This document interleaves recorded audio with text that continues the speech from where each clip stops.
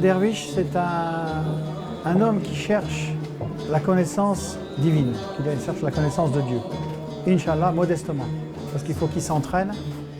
Donc on dit aussi un derviche, c'est quelqu'un qui s'entraîne dans la spiritualité aussi.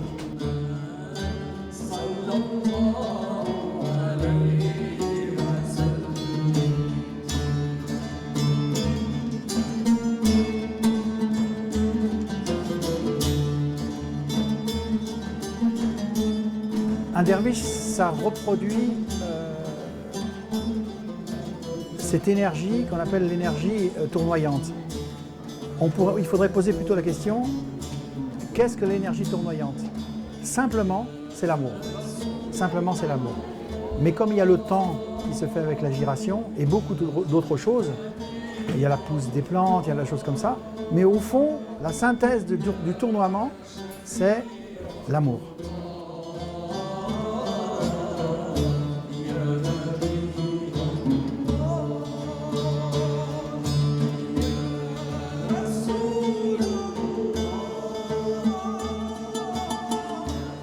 Le soufi et le derviche, il est lié à la mystique musulmane, donc,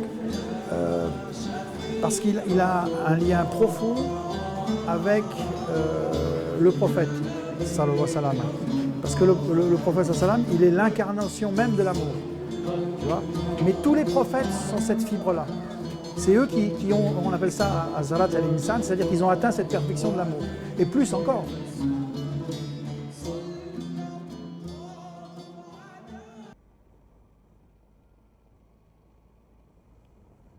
La maison qui est derrière moi, c'est une maison de famille. C'est une maison où on a passé nos enfances et elle garde de très bons souvenirs dans une belle famille judéo-chrétienne, originaire de Haute-Savoie, mais qui a des racines un peu partout dans le monde, notamment en Irlande, notamment à Paris, notamment en Savoie, notamment en Isère, notamment en Belgique. C'est toute une descendance qui s'est retrouvée ici pour finir dans le destin de ce petit village de Sixfer à cheval, un petit village porte-bonheur. Moi j'étais déjà avec 4 sœurs, donc le seul garçon, donc j'étais un peu seul, si tu veux, quand même. Donc j'ai beaucoup fait de choses seul, assez solitaire en fait, j'étais assez solitaire. Patrick, c'est quand même un être à part des autres. On va dire presque un frère. C'est quelqu'un qui était déjà à l'écoute, déjà tout petit. On a été élevés dans l'enfance, pendant les vacances. J'ai connu ses parents, j'ai connu toute la famille. J'ai connu plus Patrick parce qu'on jouait beaucoup ensemble. Et c'est quelqu'un déjà qui m'intéressait, qui m'attirait parce qu'il était déjà ouvert sur tout ce qui était spiritualité déjà. Ça m'a servi à comprendre des choses, à m'élever. Donc à part ça, je veux dire, on s'amusait comme des gosses, hein, on jouait. C'était Patrick était un meneur, déjà non. Mais c'était quelqu'un qui était honnête. Et ça, j'aimais ce côté-là. Il avait ses idées, c'est quelqu'un qui avait un très très fort caractère, quand même.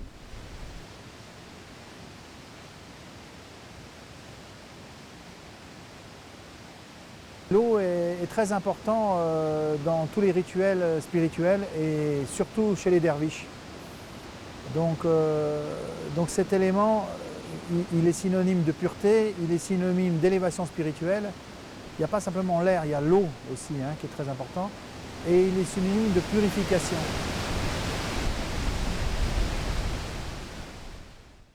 Je n'ai pas quitté la religion catholique, il faut le savoir. Parce que les enseignements de Jésus, ils sont profondément dans l'islam en fait.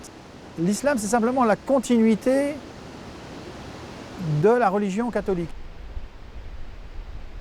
Quand j'étais enfant, les troubles que je vivais, c'était plutôt par rapport au mode de vie des gens. Je ne me retrouvais pas dans ce mode de vie et ça contrastait entre la beauté, la pureté de ce paysage et leur mode de vie, ça contrastait trop pour moi. Et donc je vivais quelque chose un peu de différent intérieurement. Les moines chez les catholiques connaissent le soufisme parce que justement il y a des questions que c'est les soufis qui leur répondent en fait. Et ma sœur connaissait le soufisme et elle savait que j'étais en recherche et elle m'a présenté quelques ouvrages de Jalaluddin Rumi et d'autres gens qui avaient fait du cheminement dans le soufisme. Et j'ai commencé à lire ces livres-là et ça m'a tout de suite interpellé, questionné, interpellé. Et donc il fallait que je creuse un peu plus. Donc il y a un moment, j'ai dit il faut que j'aille chercher les maîtres soufis, quoi. J'ai passé toute ma vie à galérer après le soufisme, à chercher des maîtres et tout ça. J'étais peut-être 4-5 ans en recherche. Et je me retrouve en face de points non résolus et je ressens une certaine injustice. Un jour, il y a un conférencier, Mokadem d'un grand shir, d'un très grand shir, Naqshbendi, qui vient faire une conférence dans cette association où je travaillais. Ce Mokadem, ce responsable, il fait une conférence et dans cette conférence, dans l'intuition qu'il a, et moi je suis pas loin de lui, il commence à répondre à des questions fondamentales qui me tenaient à cœur, sur l'existence, sur la recherche, sur plein de choses, et sur la religion. Et ça commence, tu vois, ça commence à défiler les réponses. Parce qu'il y a des questions, il faut les réponses, quoi. Parce que là, si tu as besoin de réponses, tu as besoin aussi de certitudes. C'est ça les réponses, c'est des certitudes, tu vois. Voilà. Mais comme j'avais été un peu échaudé, j'avais rencontré un peu des faux maîtres ou des maîtres qui avaient une certaine connaissance mais qui ne pouvaient pas t'amener jusqu'au bout, j'étais un peu méfiant encore. Les élèves de ce shir, ils avaient lancé une publication et dans cette publication, il y avait une sorba, un enseignement pur du shir, c'est-à-dire c'est le shir qui parle. Donc là, tu sais tout de suite, tu as tout de suite accès au soufisme, c'est le saint qui parle. Une porte tellement facile. Les 3 questions sont répondues. Est-ce qu'il y a de la violence dans l'islam? Non, c'est un acte égoïste. Est-ce qu'il faut faire les 5 prières, faut tout faire? Non, tu fais ce que tu peux au début. Et tu vois. Et la clé, c'est la patience. Au fond, j'ai mes 3 réponses fondamentales. J'ai dit, ça c'est un vrai shir. Une fois que tu as fait toute une série d'apprentissages compris, tu peux transmettre aussi certaines choses. Certaines choses. Mais tu peux pas guider spirituellement quelqu'un. Sauf si tu atteins un certain niveau et tu as une autorisation spéciale. Parce que la guidance, elle reste toujours par le maître si le maître décède, il y a toujours quelqu'un qui a une référence. Mais cette référence-là, elle a aussi des aides. Donc on ne peut pas dire que je suis maître soufi. Je ne peux pas dire, c'est orgueilleux de dire ça. On ne peut pas dire que je suis shir. Je suis derviche, mais je peux transmettre certaines choses, certaines connaissances, avec autorisation de mon shir.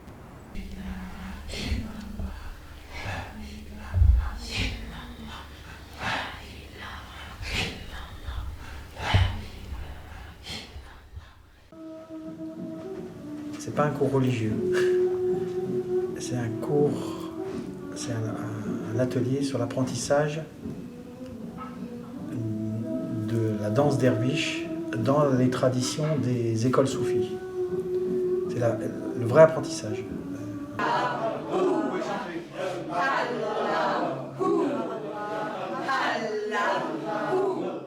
On peut apprendre la danse tournante de différentes façons. Mais nous, elle nous a été transmise par un shir authentifié d'une chaîne spirituelle, avec aussi une méthode spirituelle.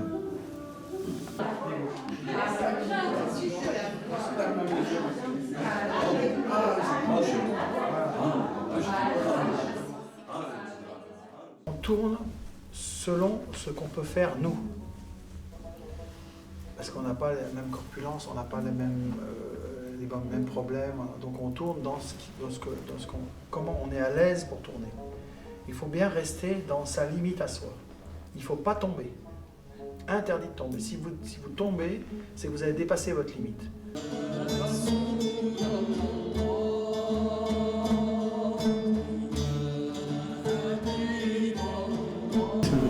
faut vraiment que vous trouviez votre équilibre et votre style. Et après, moi, j'essaierai de vous faire trouver un pas où vous êtes plus à l'aise. Aujourd'hui, on va bosser comme ça. Je ne bosse pas tout le temps comme ça, mais aujourd'hui, on va essayer.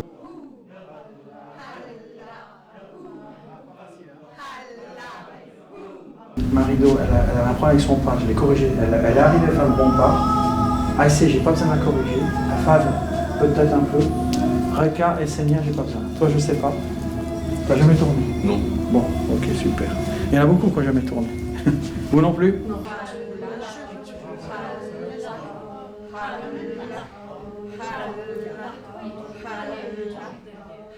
Chomard m'apporte vraiment l'essentiel.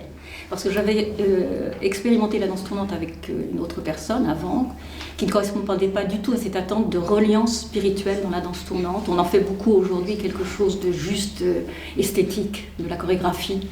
C'est une adaptation. Moi, ce qui m'intéressait, c'est cette reliance au sacré, cette reliance à Allah. Et donc voilà, c'est ce que j'ai trouvé avec Dervish Chomard. Et puis une précision et une bienveillance aussi dans le... Alors, avant, il plantait un clou, ici, là, il prenait un marteau, il met un petit clou rond, il plantait le clou, il fallait déjà savoir planter un clou, déjà. Donc, des fois, ça peut te mettre 10 ans, hein, planter un clou. Bon. Une fois au bout de 10 ans, tu mettais le pied comme ça, et le rond du clou ne devait pas sortir là. Alors, les chires, ils ont été un peu plus gentils, ils ont dit non, on va pas faire comme ça. Pour essayer que les gens vivent quelque chose de spirituel. Si on commence comme ça, on ne va pas y arriver. Bon, mais gardez cette technique en mémoire, elle pourra vous servir. Donc il tournait comme ça, alors au bout d'un moment, il commençait à s'embêter parce que c'est un peu long. Au bout de 100 km, bon, il mettait les bras comme ça après, et il ouvrait. Et tant qu'il sortait ce clou, le chien ne lui laissait pas ouvrir les bras. Donc le gars, bon. Et après, il lui imposait de faire un pas. Vous avez vu ce pas que j'ai fait? Ça, c'est le vrai pas de derviche, il est comme ça. Mais nous, je ne vais pas vous l'imposer celui-là. Après, vous le trouverez dans la danse, si vous arrivez à vous lancer.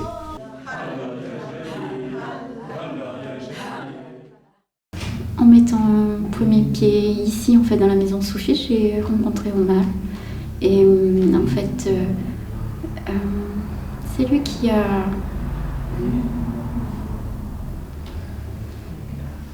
disons que c'est lui qui m'a confortée dans l'idée en fait que j'étais au bon endroit par ses paroles dès les premiers instants. En fait, je suis arrivée en juillet de l'année dernière, donc ça fait pas si longtemps que ça, en tout cas ça fait moins d'1 an. Et en fait, sans trop savoir comment ni pourquoi, je savais que en fait j'étais ici chez moi tout simplement, et que l'endroit que je cherche depuis des années et des années, et les personnes que je cherche depuis des années et des années, je les ai rencontrées ici. En tout cas, celles qui partagent les valeurs par lesquelles je veux tendre.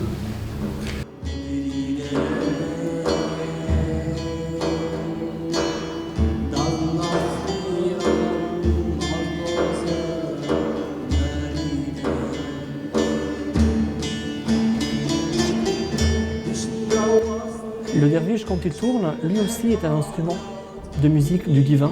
Il capte l'énergie divine et son désir est de pouvoir de nous redonner gratuitement cette énergie. Quand il n'y a pas la musique, il peut aussi bien tourner par ce qu'on appelle l'inspiration du silence, de la présence du silence. Mais quand la musique elle s'accorde à l'âme du derviche, à ce moment-là, il y a une résonance supplémentaire. On monte sur des sphères plus hautes, comme on dirait pour les musiciens, on va augmenter d'une octave supérieure. Et c'est cette affectation et affection spirituelle qui va inspirer le derviche à aller vers le cosmos, tout en prenant les racines sur la terre, comme un instrument de musique qui lui aussi prend ses racines par ses cordes et il s'envole par le manche sur des sphères célestes.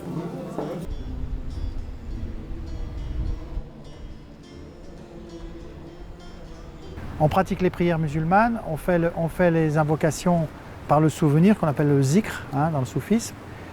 Et la danse tournante, elle intervient pour aller chercher les états supérieurs de l'âme. Hein, la danse tournante, elle est le téléphone céleste, c'est le moment où tu es plus intensément avec Dieu, tu vois ce que je veux dire? C'est-à-dire si tu peux le faire dans une danse tournante, mais tu peux le faire quand tu es dans une retraite spirituelle. Ce qui m'attirait dans la vie moniacale, c'est ces moments de retraite, tu vois. Sauf que dans la danse tournante, tu as des instants et tu as des moments de retraite spirituelle très fortes. Il peut y avoir de l'extase, mais tout est ouvert en fait. C'est un moment de compréhension, c'est un moment d'extase, c'est un moment d'amour, c'est un moment où tu rentres en contact avec les saints, tu sais pas ce qui vient en fait. C'est un moment où tu as des moments de compréhension profonde de certaines choses. C'est comme tu deviens un peu autonome dans ta relation avec Dieu, tu vois. Tu n'as pas besoin de chir, tu n'as pas besoin de maître à ce moment-là. Tu as une action directe avec le monde, avec la sensation divine, si tu veux, tu vois, la sensation divine. On peut dire comme ça, ouais.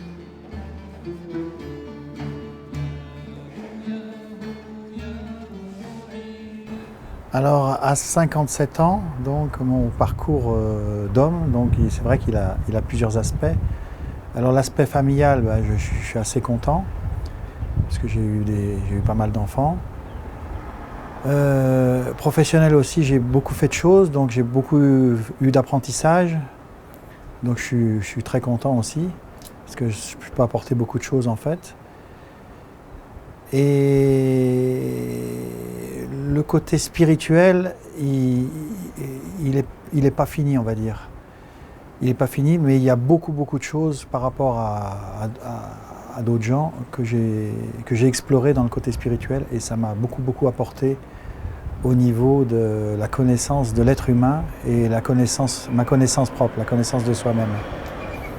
Comme on dit chez nous, il y a un adage chez les soufis qui dit « Connais-toi toi-même, tu connaîtras ton Seigneur ». Donc imaginez que cette exploration est en cheminement, donc est en commencement, mais c'est un commencement sans fin. J'ai eu une grosse activité professionnelle parce que j'ai retapé beaucoup comme j'avais pas un gros salaire et pas des gros diplômes, donc il fallait que je me débrouille et une grande famille, et il fallait que je me débrouille pour rénover des logements, les acheter, les rénover et les revendre pour augmenter, au fur et à mesure que la famille augmentait, les enfants venaient, augmenter l'espace vital de mes enfants. Donc j'ai acheté des maisons et je les ai retapées, revendues. Donc j'ai fait ça 7 fois. Donc ça m'a beaucoup apporté au niveau, en même temps que tu construis une maison, tu te construis toi-même aussi.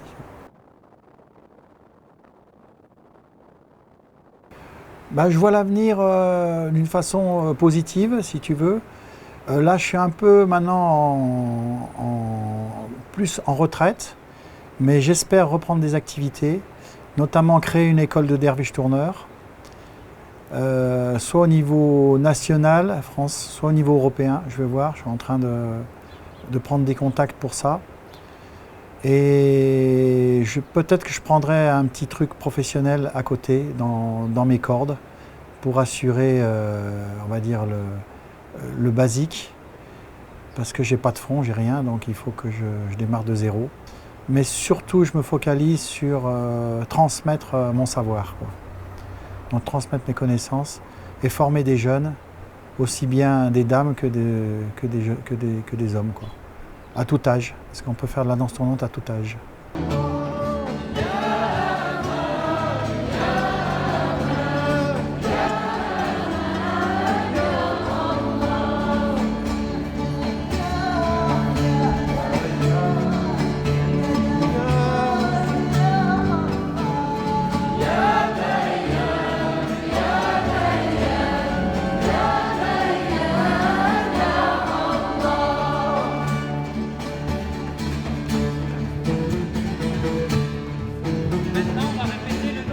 Salam, la fesse.